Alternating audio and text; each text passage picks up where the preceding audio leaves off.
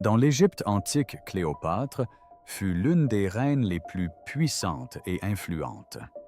Mais où se trouve son tombeau nombreux sont ceux qui l'ont cherché, mais le mystère demeure. Pendant des décennies, les égyptologues ont cru connaître l'ascendance de Cléopâtre avec précision. Origines grecques, liens royaux, rien de surprenant. Mais une analyse généalogique inédite a bouleversé toutes les théories établies, révélant des origines insoupçonnées par les historiens. Si Cléopâtre n'était pas celle que l'on croyait, qui était-elle vraiment? Et sur quoi d'autre nous sommes-nous trompés? Restez à l'écoute pour découvrir la vérité sur Cléopâtre.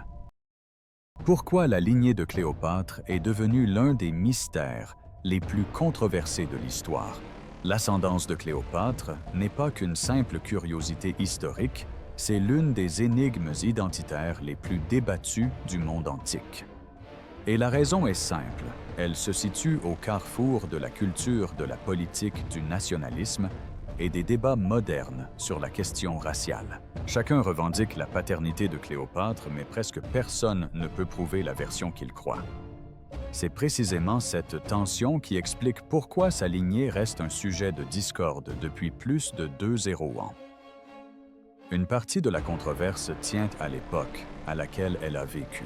Cléopâtre régna à une époque marquée par l'effondrement des empires, les invasions romaines et une intense propagande politique.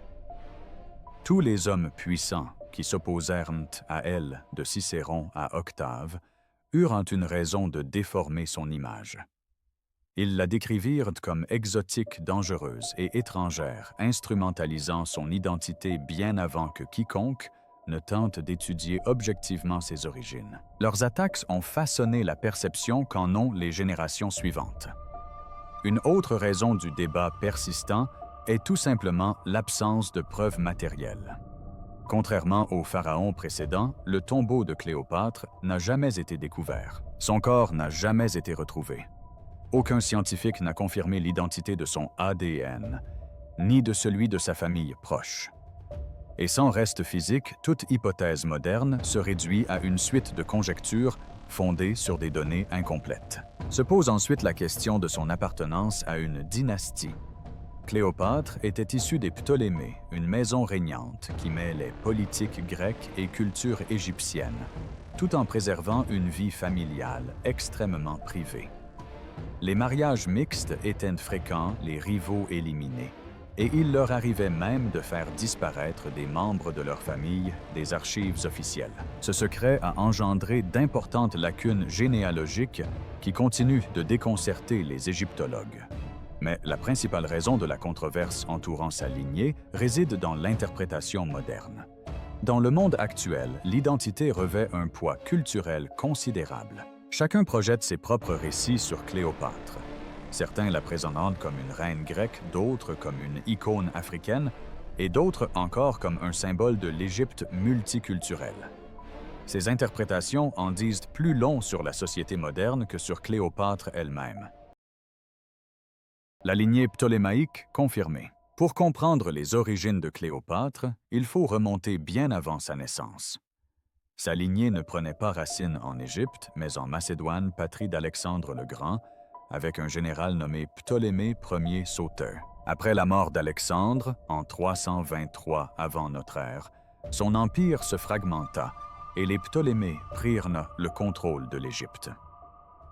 Dès lors, les Ptolémées régnèrent en monarques grecs au sein d'un monde égyptien et ils protégèrent cette identité par une discipline impitoyable. Les Ptolémées étaient célèbres, voire tristement célèbres pour leur attachement à préserver l'identité grecque macédonienne de leur lignée. Au lieu d'épouser des membres de la noblesse égyptienne, ils se marièrent entre eux. Le frère épousa la sœur. Le cousin épousa la cousine. L'objectif était simple, préserver la pureté de leur héritage grec et leur légitimité politique en tant qu'héritiers d'Alexandre. Ils n'avaient rien de romantique. C'était une stratégie. Pendant près de 300 ans, ce modèle a défini la dynastie. Lorsque Cléopâtre Sept accéda au trône, elle hérita d'une lignée façonnée par des générations d'alliances matrimoniales grecques. Son père Ptolémée XII au lait est bien documenté dans les archives historiques comme un souverain grec macédonien. Son ascendance est claire, continue et fortement grecque. Il n'existe aucun débat académique sérieux à ce sujet. Sa lignée est établie, mais les Ptolémées n'étaient pas isolés.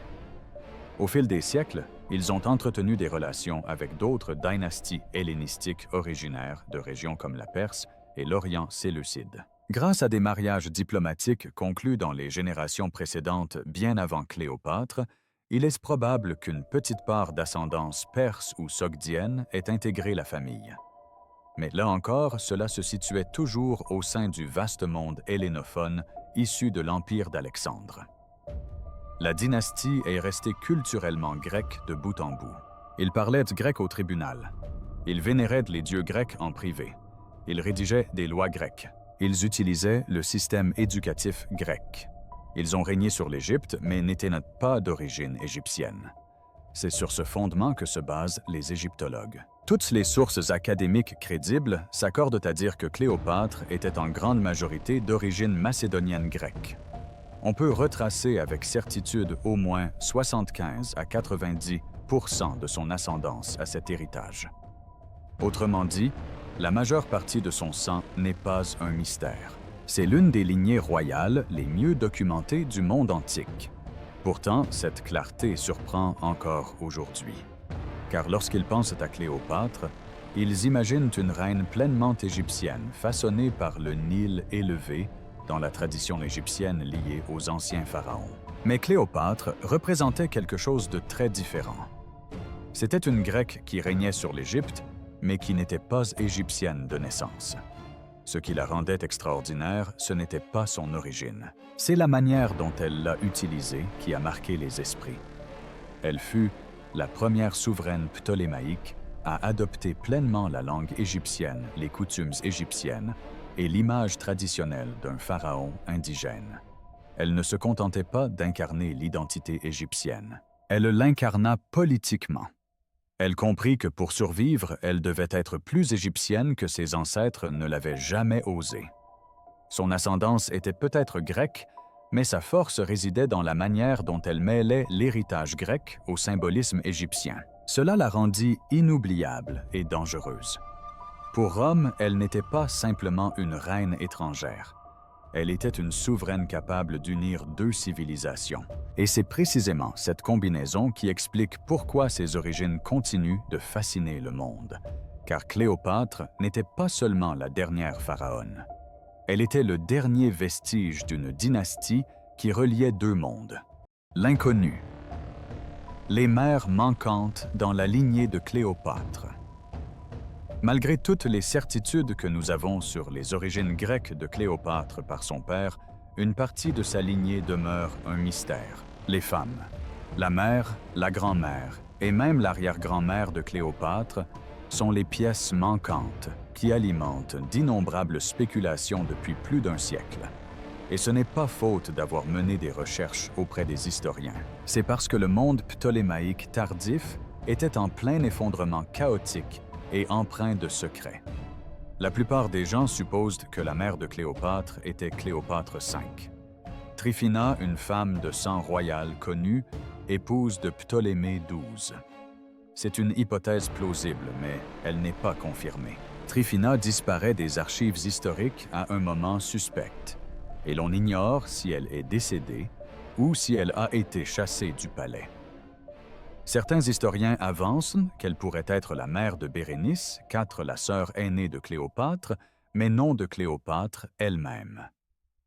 D'autres pensent que Tryphina a bien donné naissance à Cléopâtre, mais qu'elle n'a laissé aucune trace écrite en raison des troubles politiques qui agitaient la dynastie. Ceci soulève l'une des questions majeures concernant les origines de Cléopâtre. Sa mère était-elle une reine reconnue ou une femme inconnue de l'élite égyptienne? Les deux hypothèses sont plausibles, et cette incertitude est à l'origine du débat actuel. Si sa mère était Cléopâtre V, alors Cléopâtre VII était presque entièrement d'origine macédonienne grecque. Si sa mère était une noble égyptienne Cléopâtre, pourrait avoir des ancêtres égyptiens, même si les historiens soulignent que cela ne représenterait qu'une faible part de son ascendance totale. Mais le mystère ne s'arrête pas à sa mère, l'identité de sa grand-mère paternelle reste également inconnue. Elle était peut-être une maîtresse grecque. Elle était peut-être d'origine méditerranéenne ou proche orientale. Elle était peut-être égyptienne. Nous ne disposons d'aucun document permettant de confirmer son identité. Pourquoi ces femmes ont-elles été effacées de l'histoire? La réponse réside dans la violence qui régnait dans la politique ptolémaïque. Le dernier siècle de la dynastie fut marqué par la suspicion, les assassinats et les luttes de pouvoir entre frères et sœurs. Les enfants nés de concubines pouvaient devenir des rivaux. Les reines pouvaient être destituées, remplacées ou effacées des registres. Les scribes royaux omettaient ou modifiaient souvent les noms pour protéger la lignée régnante ou pour réécrire l'histoire. À la naissance de Cléopâtre, en 69 avant notre ère, les archives royales n'étaient plus correctement tenues. Guerres, exils et ingérences romaines avaient anéanti le système traditionnel d'archivage. Le palais n'était plus une institution stable. C'était un champ de bataille politique. C'est pourquoi les historiens modernes doivent se contenter de fragments d'inscriptions de pièces de monnaie, de mentions éparses dans des textes grecs et de récits contradictoires d'historiens romains aux motivations diverses. Aucune de ces sources ne permet de dresser un tableau complet du rôle des femmes dans la famille. Nul ne connaît avec certitude la lignée maternelle de Cléopâtre, et cette absence a des conséquences. Toutes les affirmations modernes concernant les véritables origines de Cléopâtre, qu'elles soient purement grecques, en partie égyptiennes, ou d'une autre origine, reposent sur l'interprétation de ce même document manquant. Il ne s'agit pas d'ADN. Il ne s'agit pas de découvertes secrètes. Il s'agit du silence des archives. La vérité est la suivante. Les origines maternelles de Cléopâtre pourraient inclure du sang égyptien méditerranéen ou peut-être entièrement macédonien grec. Rien dans les documents antiques ne réfute ces hypothèses, mais rien ne les confirme non plus. Cette incertitude n'est pas une faille dans l'histoire. C'est une caractéristique de sa dynastie. Une dynastie qui contrôlait l'information, éliminait ses rivaux et a laissé derrière elle une énigme qu'aucun historien ne peut résoudre complètement. Ce que nous savons réellement de l'apparence et de la culture de Cléopâtre. Cléopâtre est l'une des figures les plus réinterprétées visuellement de l'histoire. Films, peintures et débats modernes s'affrontent souvent sur son apparence réelle. Mais si l'on s'en tient aux preuves crédibles à ce que l'on peut vérifier, une image plus claire se dessine même sans sa momie. La première et la plus fiable source est la monnaie. Cléopâtre fit frapper sa propre monnaie durant son règne. Et contrairement aux représentations artistiques ultérieures, il s'agissait d'outils politiques. Ils étaient destinés à affirmer son autorité et non à flatter sa beauté. Les pièces représentent une reine au nez aquilin, au menton marqué et à l'expression déterminée. Ces traits correspondent au style royal hellénistique typique, un langage visuel identique à celui de ses ancêtres grecs. Son image n'était pas destinée à séduire, mais à projeter une image de puissance. Nous allons maintenant examiner les statues et les bustes qui lui sont attribués. Si certaines sont sujettes à controverse, plusieurs présentent des liens crédibles avec son époque et son style. Elles révèlent une femme aux traits grecs classiques habillée selon des motifs royaux égyptiens. Un mélange d'identité qui correspond parfaitement à sa stratégie politique. Cléopâtre était d'origine grecque, mais elle avait compris que régner sur l'Égypte exigeait une transformation symbolique. Ses vêtements, sa couronne et son image publique s'inspiraient de la tradition pharaonique égyptienne, même si ses traits reflétaient une ascendance grecque. Quant à sa culture, cet aspect de son identité que nous connaissons avec certitude, il reste à prouver. Cléopâtre était réputée pour son polyglotte. Elle parlait grec-égyptien et probablement latin-hébreu et araméen. Elle fut la première souveraine ptolémaïque à véritablement maîtriser l'égyptien, chose que même ses prédécesseurs avaient évité. Ce seul fait a transformé la façon dont les Égyptiens la percevaient. Elle n'était plus une souveraine étrangère déguisée en égyptienne, mais une reine qui avait pleinement assumé le rôle d'une pharaone autochtone. Son éducation était typique de l'élite royale grecque, philosophie mathématique, astronomie, médecine et rhétorique. Les auteurs antiques, même ses ennemis, reconnaissaient son intelligence, son sens stratégique et son pouvoir de persuasion. Son charisme provenait de son intellect, non de son apparence. La propagande romaine, notamment celle d'Octave, la transforma par la suite en une séductrice exotique pour justifier la guerre qu'il lui mena contre elle.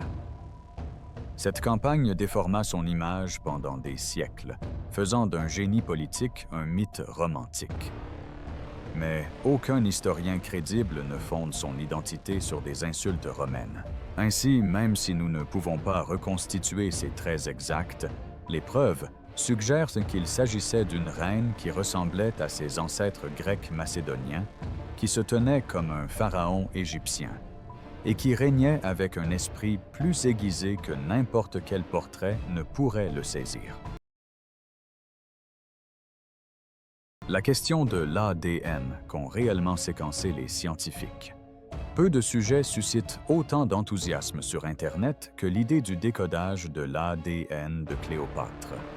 L'idée d'une reine disparue ramenée à la vie par la science a quelque chose de dramatique. En 1929, des archéologues effectuant des fouilles à Éphèse mirent au jour le squelette d'une femme qu'ils pensaient appartenir à Arsinoé IV, la sœur cadette de Cléopâtre et l'une de ses rivales politiques.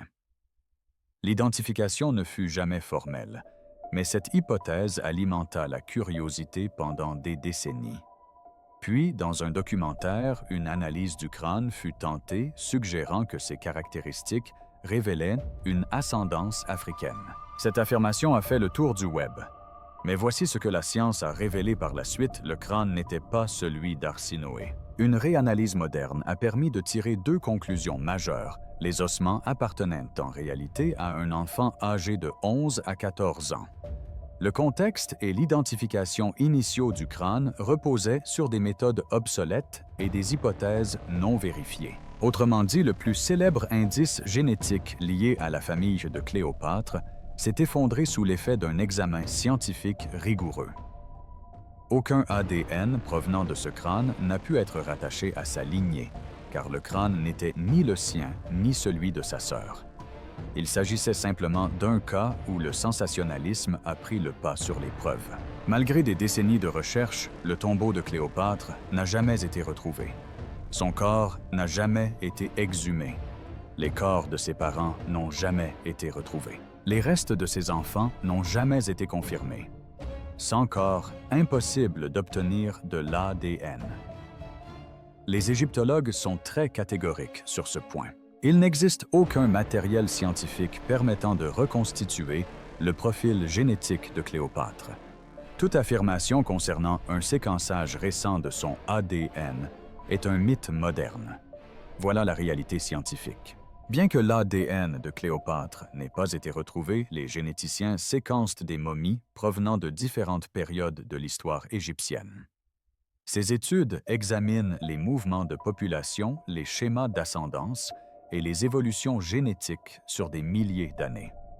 La plus connue de ces études analyse les momies d'Abusir el-Melek datant de 1380 avant notre ère à 425 de notre ère. Les résultats montrent que les Égyptiens de la fin de l'Égypte antique présentaient des liens génétiques étroits avec la Méditerranée orientale, le Levant et l'Anatolie.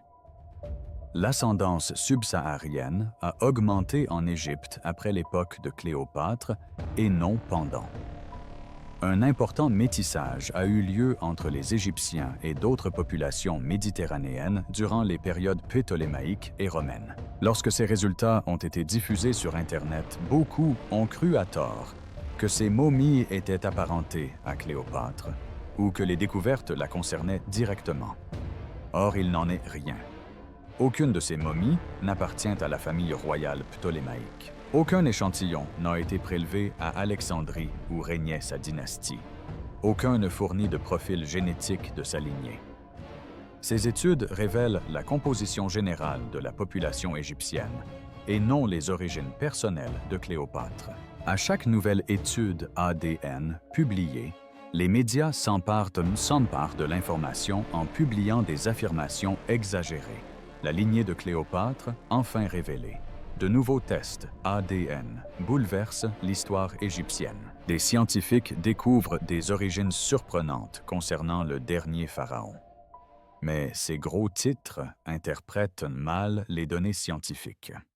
Ils appliquent des études de population générale à un personnage historique très précis dont nous ne possédons pas l'ADN. Résultat confusion, débat et désinformation virale.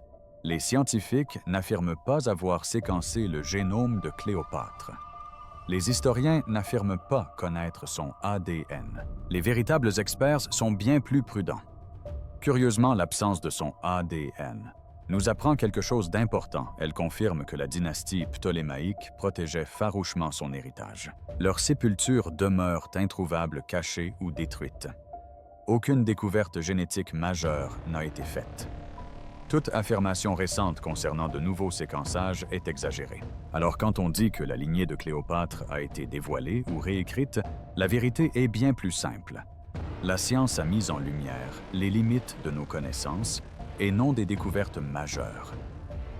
Le véritable scandale ne réside pas dans les révélations de l'ADN. C'est ce que l'ADN ne peut pas révéler.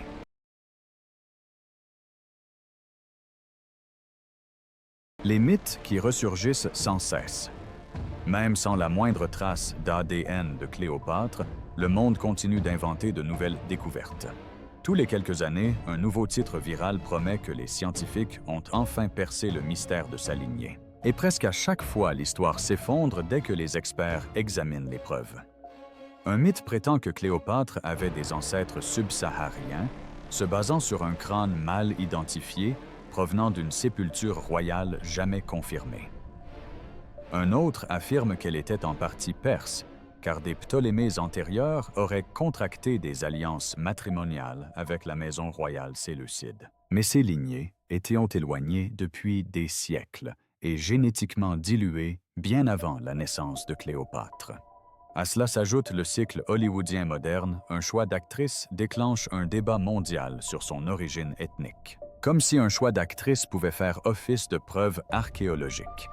Et parce que Cléopâtre est l'une des rares reines antiques dont l'histoire mêle pouvoir beauté politique et tragédie, elle se retrouve mêlée à des débats identitaires modernes sans aucun rapport avec les faits historiques.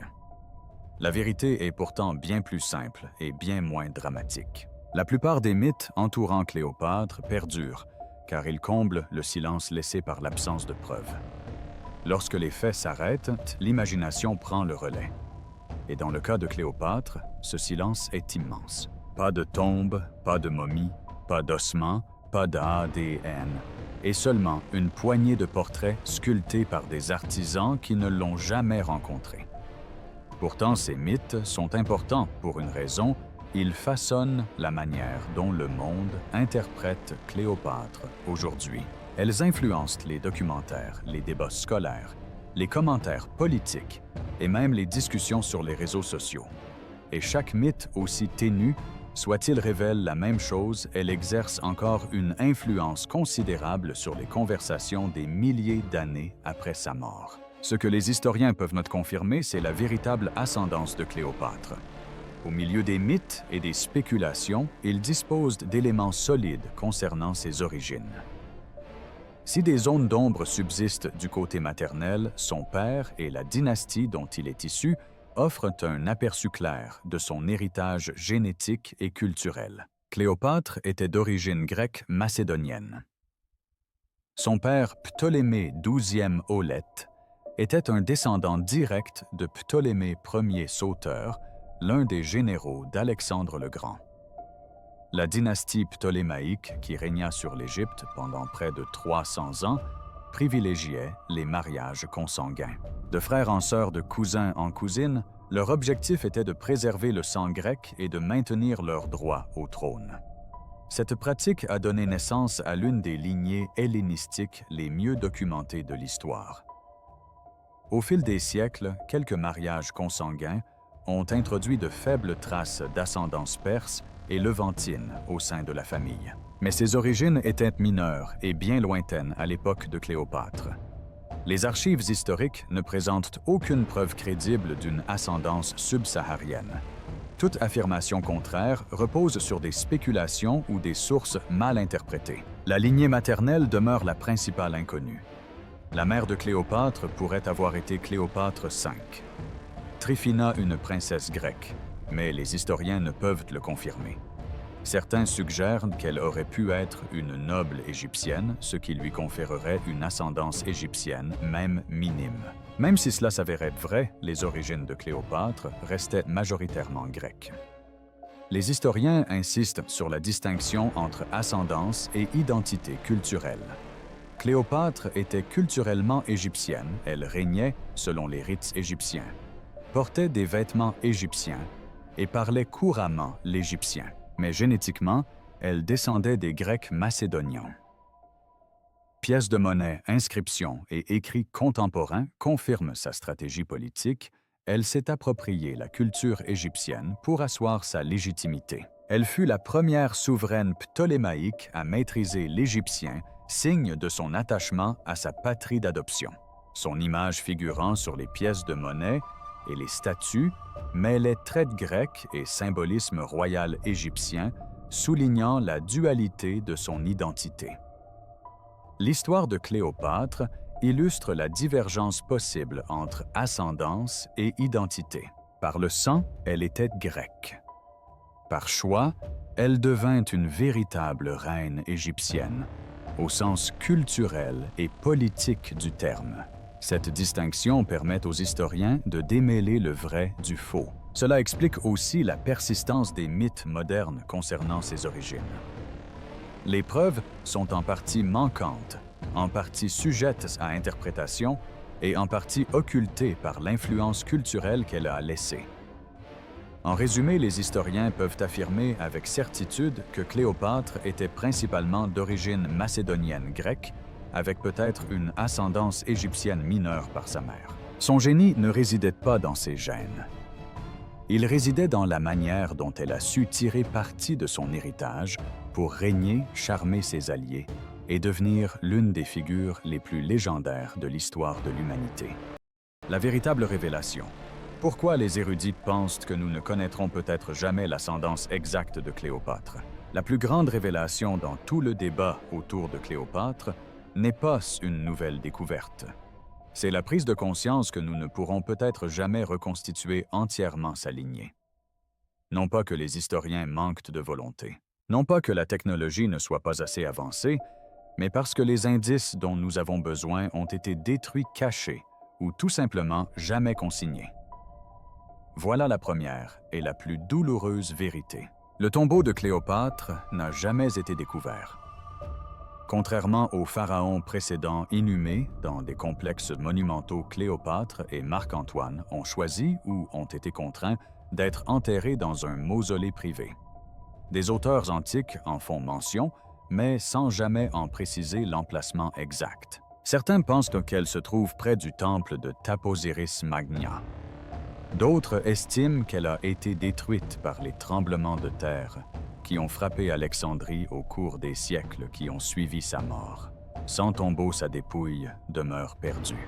Et sans son corps, il n'y a pas d'ADN, pas de cheveux, pas d'os. Impossible de vérifier scientifiquement la lignée. Vient ensuite l'effondrement des archives royales. Les Ptolémées ont tenu des registres méticuleux pendant des siècles. Mais à l'époque de Cléopâtre, la dynastie était en pleine déliquescence. Guerre civile, ingérence romaine et trahison interne ont mis à mal son administration. Les registres de naissance et de mariage, ainsi que les noms des mères, étaient soit mal tenus, soit effacés pour des raisons politiques. Des branches entières de l'arbre généalogique ont disparu de l'histoire simplement parce qu'un nouveau souverain souhaitait asseoir sa propre légitimité. La conquête romaine a encore aggravé la situation. Lorsqu'Octave s'empara d'Alexandrie en 30 avant notre ère, il avait tout intérêt à effacer l'héritage de Cléopâtre, destruction de documents, réduction au silence de son image et réécriture du récit servaient ses ambitions politiques. Si des documents relatifs à sa lignée existèrent, nombre d'entre eux ont probablement disparu lors de cette transition. Et puis il y a le temps lui-même. 2000 ans de tremblements de terre, d'incendies, d'inondations, de pillages et de reconstructions urbaines ont effacé une grande partie de l'ancienne Alexandrie. Des temples ont sombré sous les eaux de la Méditerranée. Des bibliothèques se sont effondrées. Des cimetières ont été réaménagés. Les quelques indices restants furent dispersés par la nature et l'Empire. La véritable révélation est donc la suivante: l'origine de Cléopâtre n'est pas inconnue à cause de spéculations. On ne peut le savoir car l'histoire a enfoui les preuves. Et tant que sa tombe ne sera pas découverte, le mystère restera entier. Un silence que la science ne pourra jamais dissiper. Pourquoi les gens s'obstinent à réécrire l'ascendance de Cléopâtre? L'origine de Cléopâtre continue de susciter spéculations, controverses et imagination. Aujourd'hui, encore plus de 200 ans après sa mort, son ethnie fait l'objet de vifs débats. Mais pourquoi? Pourquoi ses origines provoquent-elles des discussions aussi persistantes? Une partie de la réponse réside dans les enjeux identitaires contemporains. Cléopâtre est devenue un symbole pour de nombreux groupes, chacun cherchant à se l'approprier. Certains mettent en avant ses origines macédoniennes et grecques pour souligner ses racines européennes classiques. D'autres spéculent sur une ascendance égyptienne espérant la rattacher plus directement à l'Afrique. Chaque nouvelle théorie est interprétée à travers le prisme des débats culturels actuels et non à travers celui de la réalité historique. Hollywood et les médias y contribuent également. D'Elizabeth Taylor au film moderne Cléopâtre est souvent dépeinte selon des critères esthétiques et politiques contemporains, plutôt que selon les faits historiques. Un choix d'actrice peut faire la une des journaux et prétendre corriger l'histoire. Soudain, une reine vieille de 200 ans devient le symbole des débats contemporains sur la race, la nationalité et la représentation. À cela s'ajoute la fascination humaine naturelle pour le mystère et le pouvoir. Cléopâtre était brillante polyglotte, fine stratège politique et d'un charisme irrésistible. Face à une figure aussi légendaire, les lacunes du récit historique, comme l'absence de sépulture ou l'incertitude quant à son ascendance maternelle, alimentent les spéculations. Naturellement, chacun comble ce silence par ses propres récits, par fierté culturelle, par curiosité ou par simple goût du récit. Enfin, il y a le mésusage de la science. Les gros titres sur l'ADN, les crânes ou les nouveaux séquençages exagèrent ou interprètent mal les études techniques. Ces reportages captent l'attention du public et renforcent des mythes que les archives historiques ne peuvent confirmer. Même lorsque la science est corrigée, l'histoire s'est déjà répandue, ancrant les idées fausses. La persistance de ces débats révèle un point important. L'influence de Cléopâtre dépasse le cadre de la politique ou de l'ascendance. Elle est un miroir où chaque génération se projette et se pose ses propres questions sur l'identité, le pouvoir et l'héritage. Ses origines resteront peut-être à jamais un mystère, mais son histoire perdure précisément grâce à ces interrogations. En fin de compte, les tentatives de réécrire la généalogie de Cléopâtre en disent plus long sur la société moderne que sur l'Égypte antique. Ces études révèlent comment l'identité culturelle, les récits médiatiques et les lacunes historiques interagissent pour créer des mythes qui perdurent depuis des millénaires. L'héritage de Cléopâtre ne se définit pas uniquement par l'identité de ses parents, mais aussi par la manière dont son histoire continue de façonner notre imaginaire aujourd'hui. La question fondamentale demeure: pourquoi l'histoire de Cléopâtre est-elle encore si importante? L'origine de Cléopâtre reste mystérieuse, mais son histoire est loin d'être oubliée. Même sans son ADN, Même sans son tombeau, elle demeure l'une des figures les plus marquantes de l'histoire. La fascination pour son identité occulte souvent la vérité profonde. L'importance de Cléopâtre ne réside pas dans ses origines, mais dans son intelligence, sa stratégie et sa capacité à façonner le monde qui l'entourait. Son héritage témoigne du pouvoir de l'intellect, de l'adaptabilité et des compétences politiques, des qualités qui transcendent les questions de sang et de lignée. Elle a régné durant une période d'immense instabilité politique. L'Égypte était confrontée à des luttes intestines, des défis économiques et la menace grandissante de l'expansion romaine. Le règne de Cléopâtre coïncida avec un moment charnière de l'histoire méditerranéenne où l'équilibre des pouvoirs pouvait basculer en un instant par une simple bataille ou une manœuvre diplomatique.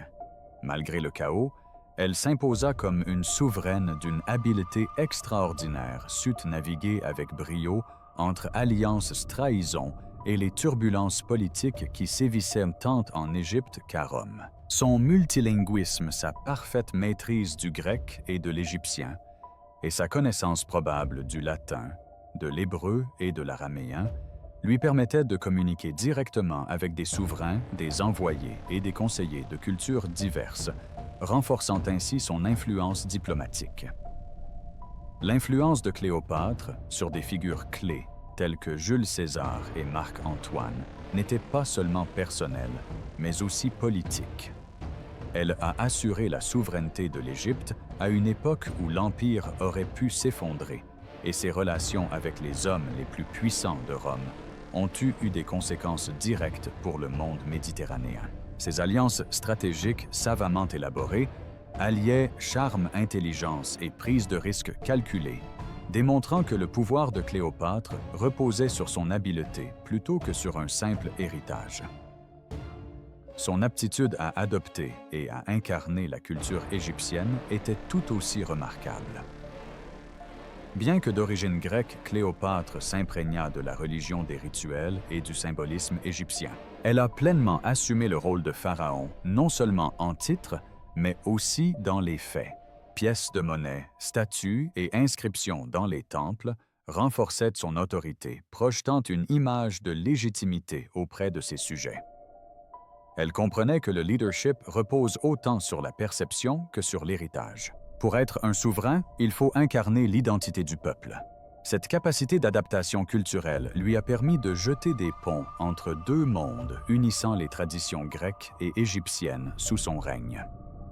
L'histoire de Cléopâtre résonne encore aujourd'hui, car elle transcende les origines. Elle incarne la perspicacité politique, l'ambition et la résilience, démontrant comment une seule personne peut influencer le cours des événements mondiaux. Son parcours illustre l'impact durable de l'intelligence de la négociation et de la compréhension des cultures, offrant des leçons de leadership toujours pertinentes en politique et en relations internationales.